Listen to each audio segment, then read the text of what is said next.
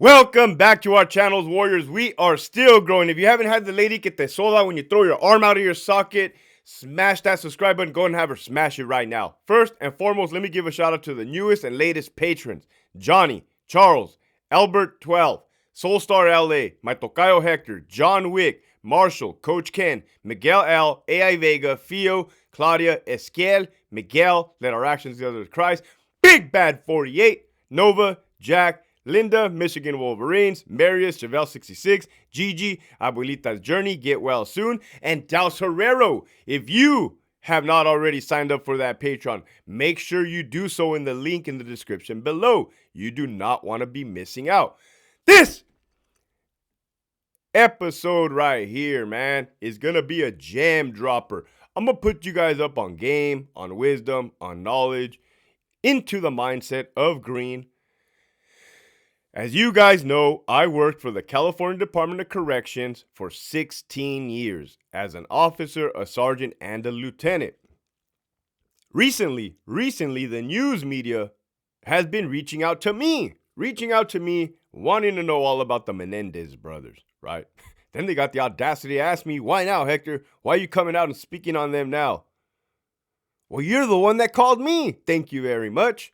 Well, some people can't grasp the concept of how just because I never sat and had a full-blown conversation with those individuals, how I would know anything about them. Well, let me tell you, anybody who has been in prison knows that no words have to be said in order for you to read the room. God, there's some people that don't know how to read the room and read other individuals, right? The vibe. People be putting out extra sensory thingies out there into the world, right? Boom, like, ooh, you be giving me bad vibes, man. You wake up on the wrong side of the bunk today, right? Looking at my partner, did you not have your chanate this morning and your little cup of coffee? Right? That's a good old joke too, Sentinella. I give credit where I learned all my stuff, right? It's the truth. So, no words have to be said for you to, man, I've told you guys, I've had full-blown conversations with some heavy, influential individuals without saying one word, right? We just be knowing. We just be looking. You see that guy over there? Ooh, he's messing up, right? Ooh, he's messing up, right? That's all really the vibes that you kind of have to put out into the air. Well, damn, Hector, is there some type of sixth sense? I would say, for sure. I can't explain it. Well, I'm explaining it. Get to the damn point, Hector. You said this video was going to be about inmate Mendez, a.k.a. Yoda, who was once the highest of the highest, the mightiest of the mightiest, right? This is a fact.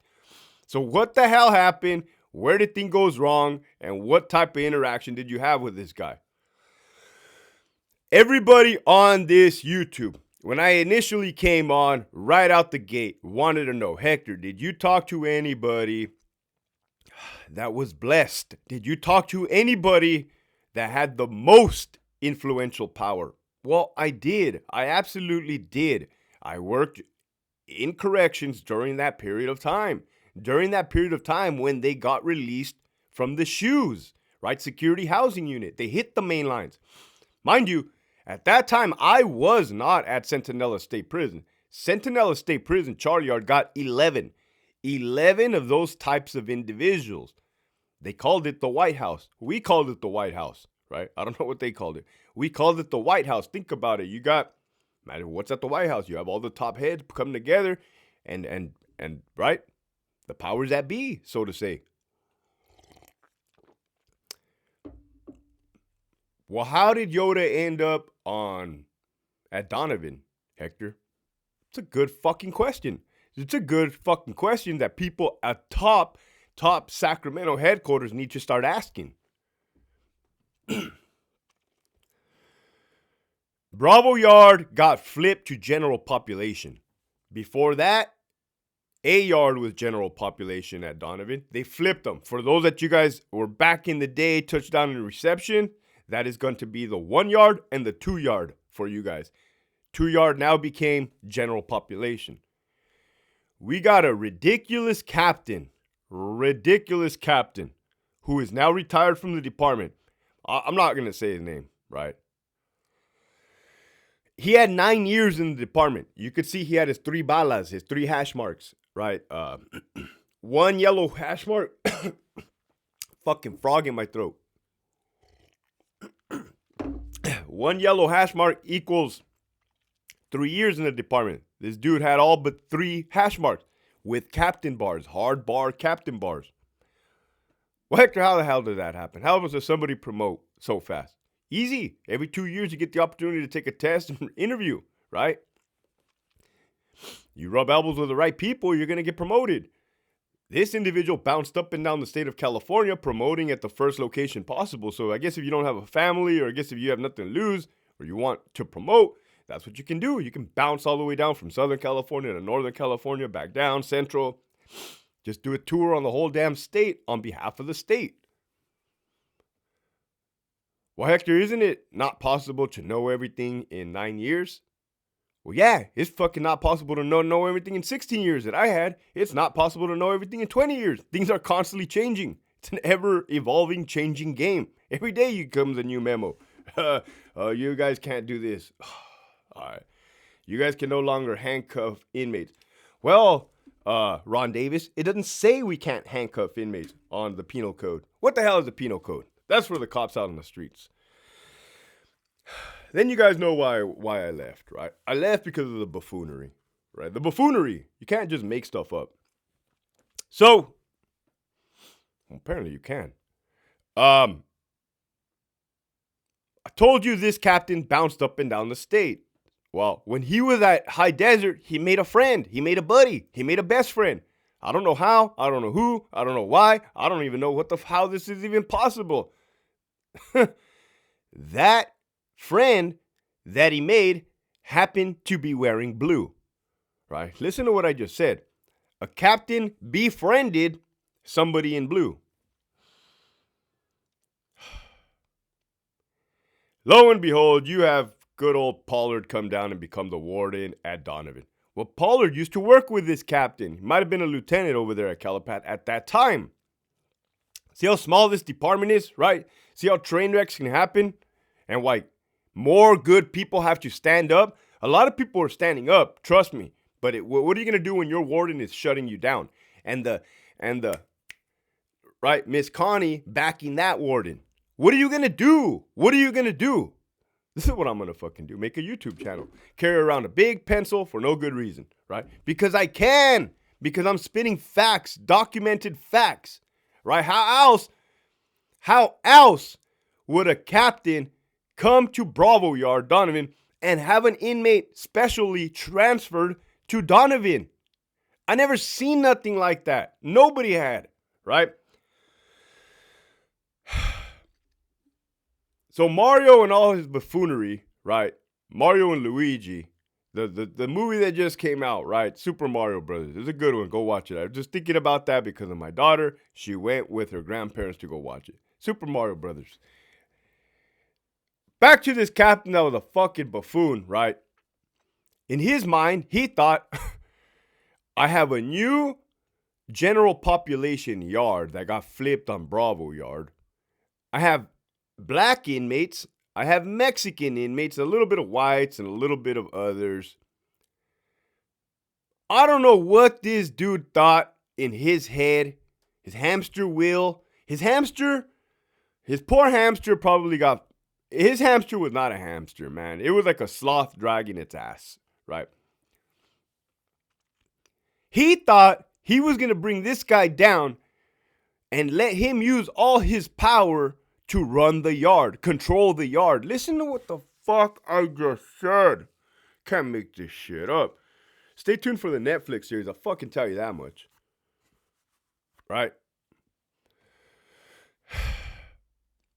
So think about it. You got somebody who thinks they're a somebody. Oh, I got a master plan, right? I've been watching Training Day. I got this. I'm going to bring down somebody with heavy influence so that he can control my yard and run it for me. Holy fuck. Oh, my ED.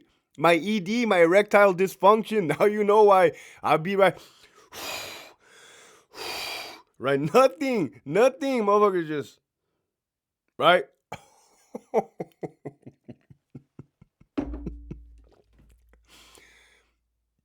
This is what happens. That dude comes down. So how the fuck you think a guy like me, look, my style is my style. Didn't say my style were the best. Never did you say Hector's style is the best. You got to do what Hector does. What I said, my style was my style. I said I don't have to talk to anybody I don't want to talk to, right? Number 2, I said I don't have to talk to people to send a fucking message. Number 3, I just have a way of doing shit, right? So I find out this guy comes down. I don't need to talk to the fucking guy. What do I need to talk to him for? The captain specially brought him. Talk to the captain. You don't fucking talk to me, right? That is not being disrespectful. That is not being rude. It's simply the fact. You didn't come down here for me. You came down here for that captain, right? He wants you to run the yard. You run the yard. That's the environment that was set. That was a precedent that was set.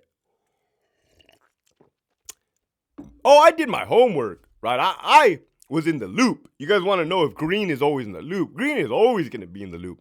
Green makes calls. Hey, what's up? What's he doing? Which inmates are around him? Oh, really? Okay, boom. Possession of a weapon, battery on a peace officer. Okay, dudes has some heavy hitters around him. That's the way it looks like. So just because I'm not talking on a dude doesn't mean I'm not running a make on somebody, running a background. Of course, man, I always am going to be 10 steps ahead of the game. For sure, because my life depends on it. And clearly, with the incident that transpired, lives were almost lost as a result of this bullshit. So, yeah, I ended up on that yard as a lieutenant through some technical difficulties. The other lieutenant got the boot, right? They removed his bid over some BS from another buffoonery captain. I mean, there was just buffoonery everywhere. So your boy took it on a conditional bid, right? Conditional, meaning it came up temporarily. Your boy jumped on that opportunity. So lo and behold, this dude ends up with a tattoo like this, right here on his fuck you call this shit? A sternum, right? A sternum where you can see the fingers kind of coming up through the shirt. Yeah, the dude had juice. The dude had power. Of course he did, man. Why wouldn't he? Dude was a dude, right? I see it. I don't say nothing to him. He don't say nothing to me. Why would we? His little cronies around, right? His little entourage. They be having entourage. What an entourage looks like is a group of bodyguards. Look at the president. Fool has dudes in suits all around him. When shit cracks off, they act. Straight up. Right? I'm like, all right. This dude has this right here, right?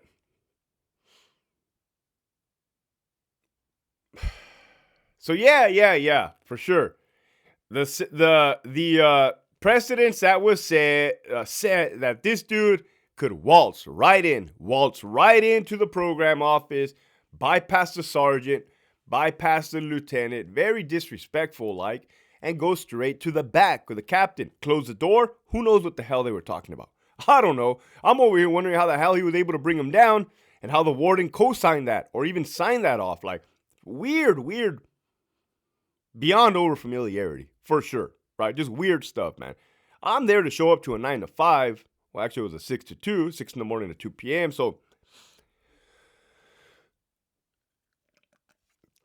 you guys want to hear about a no pat down policy? Came out in the article where Associate Warden blew the whistle, and rightfully so. He told the truth in that article, and the powers above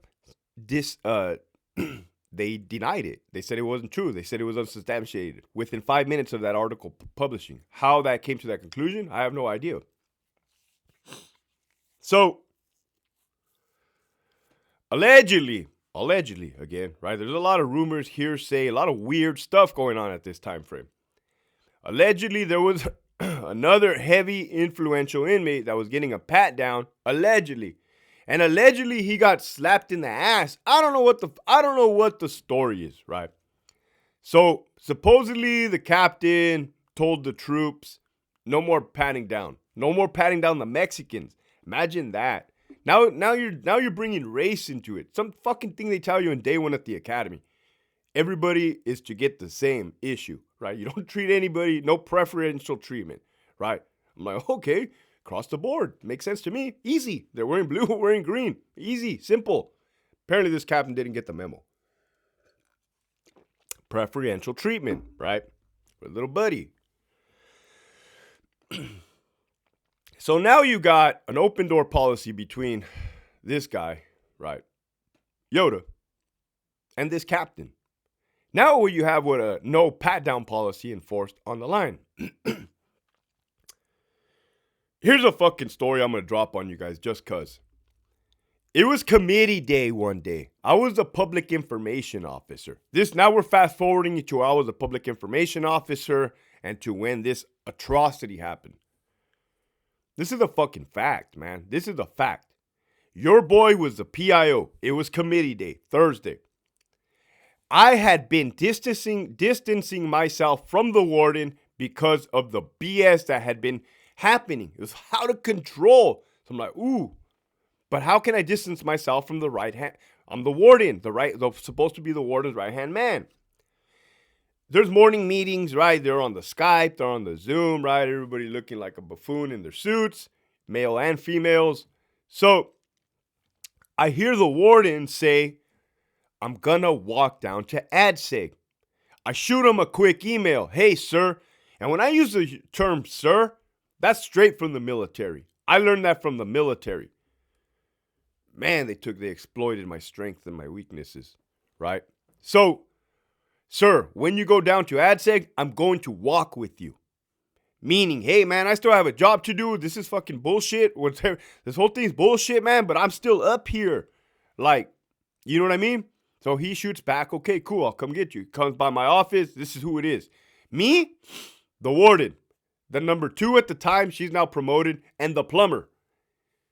Me, the warden, number 2, and the plumber. We walk to Bravo Yard. There's a plaza gate, formerly known as a 2-yard. And I hear the warden say, oh, hell no.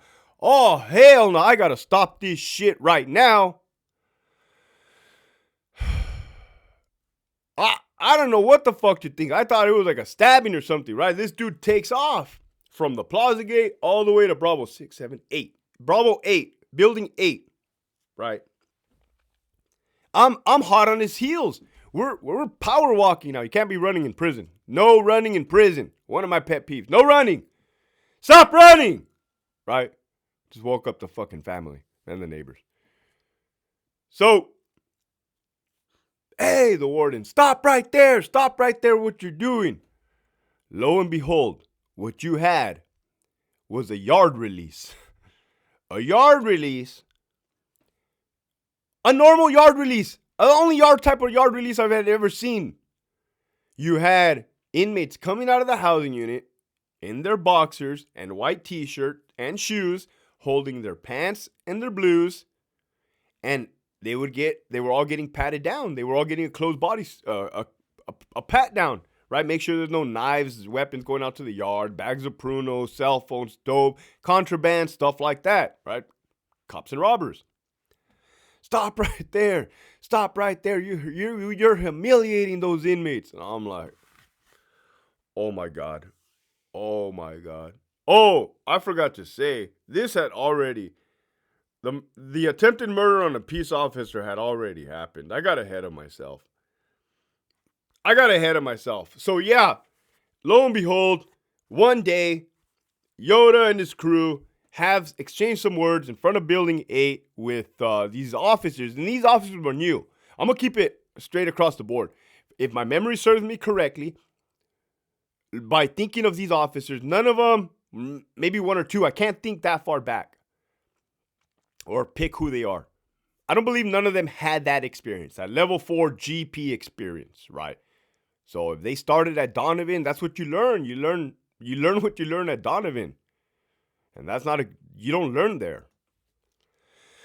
Next thing you know, knives are getting taken out. Cops are getting smashed, man. The officer got hit and stabbed in the mouth, and I've never said it till today. Got stabbed in the upper lip, broke out all his front teeth. Imagine getting stabbed in the mouth, man. Got stabbed all over. The other officer, who's now a sergeant, got stabbed all up in the back of the neck and the back, right? Because I saw all these wounds at the hospital. I saw all these holes. The officer's baton got taken away from him, smashed his fucking face in, man. Pepper sprays got taken away. Everybody, it was just all bad, man. It was all bad, all bad. That's when at the time, I was the PIO and I was the crisis response team commander. I came in. The inmates were still on the floor, getting put away. And Yoda was in the gym. I walked straight to the gym because I had overheard some bullshit. And I'm like, hey, that was the first time I talked to that dude. And the only thing he said to me was, ask your cops. I said, like that? Ask your cops. All right. So I got tasked with having him escorted to Calipat, because when there's a major staff assault, you are supposed to, I say you are supposed to because I've seen it where they don't, transfer them out immediately, right? To prevent retaliation, to prevent any bullshit like that. Or allegations of retaliation. Boom. So fast forward when me, the warden, number 2, and the plumber are walking across. They had just stabbed the fuck out of 2 cops. Just not even a month prior. Stabbed the fuck out of them right in front of that building, building 8. Bad, man. And here's the warden saying, stop humiliating them, right? When the officers were only doing their job. Only doing their job. That just goes to show you, like, that to me is corruption. That to me is like, what are you doing? Like, you're setting the tone for a dangerous, and don't think things have gotten better at Donovan. They have absolutely gotten worse. Right? Worse. Imagine that. At what point do the powers above say, hey, man, life takes priority over promotion.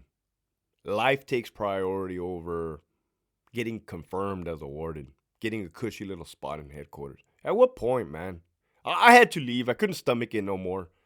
So, needless to say, because of all the freaking heat that both those 2 individuals brought they brought it to the state of California, made the news and everything.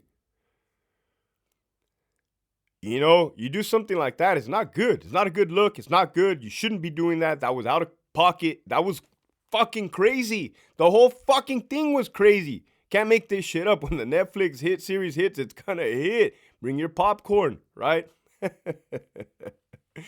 Oh, man. So the message for today. You don't have to talk to people to send a message. You don't have to talk to people to communicate. You don't have to verbally talk to people to converse. You just feel out the fucking air, right? And if you don't have that 6th sense, right? If you don't know how to read a room, my fucking best bet, advice would be don't do nothing. Right? Don't do nothing, because you might have a bright idea that you're going to bring down somebody that's influential down to run your yard. The fuck? Even though you're the captain? Are you kidding me? If you don't know how to read a room, sit there, right? Sit there, don't say a fucking thing. Keep pushing forward.